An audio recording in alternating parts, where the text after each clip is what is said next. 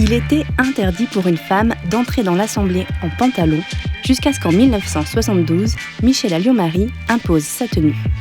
En fait, depuis qu'elles sont entrées en politique, les femmes n'ont jamais cessé de se battre pour s'habiller comme elles voulaient. « 1936, alors que les femmes n'ont pas encore le droit de vote, Léon Blum nomme pour la première fois 3 femmes au gouvernement. Cécile Brunswick, Suzanne Lacorre et Irène Joliot-Curie se doivent de respecter les convenances que l'époque impose aux femmes. Ce qui est intéressant, c'est que ces femmes elles viennent d'arriver au gouvernement et déjà, on a des commentaires qui apparaissent dans la presse sur leurs vêtements.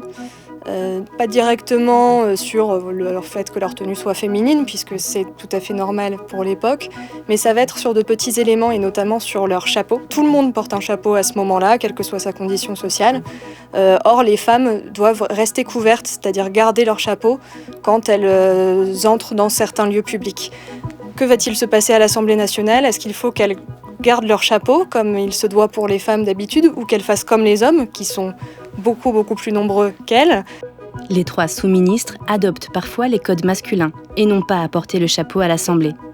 Une victoire saluée par la presse.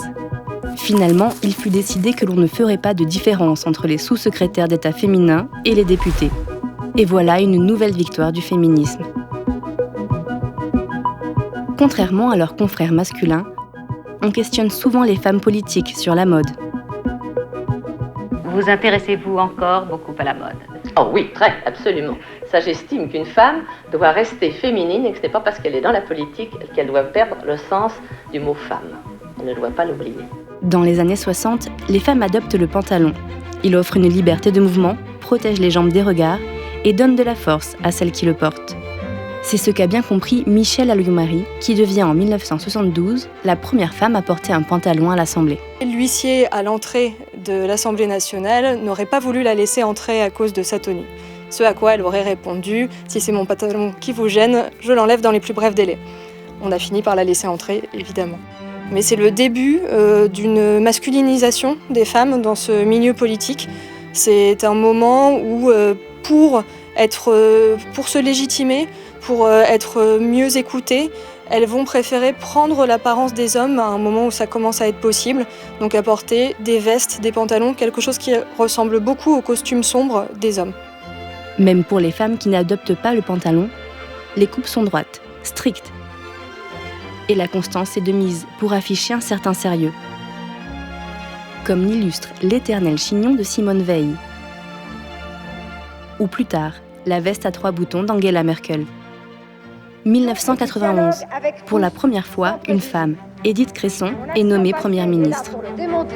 Édith Cresson va elle aussi subir de très nombreuses critiques à ce poste où elle va rester à peine 1 an. Et au final, les années 90 vont être assez difficiles parce que c'est une nouvelle conquête pour les femmes. C'est le moment où on commence à parler de parité, notamment en politique, pour être autant représentées par des hommes que par des femmes. Les vêtements féminins sont de nouveau un atout. Le tailleur-jupe est la norme. La couleur devient un choix stratégique. La couleur arrive vraiment plus tardivement, surtout à partir des années 90, à un moment où les femmes politiques assument le fait justement d'être des femmes en politique et pas seulement des personnes en politique. Et à partir de là, pour se rendre visibles, elles vont utiliser la couleur, souvent à travers une veste ou un chemisier, une blouse, mais beaucoup la veste qui est au-dessus, qu'on voit beaucoup, et qui va leur servir à être vue et à être donc mieux entendue. Depuis MeToo et les vagues de dénonciation du sexisme, s'habiller librement, sans subir de jugement, est une revendication chez certaines femmes, y compris en politique. Elles veulent pouvoir porter des pantalons comme des jupes, comme des motifs, comme des couleurs sombres.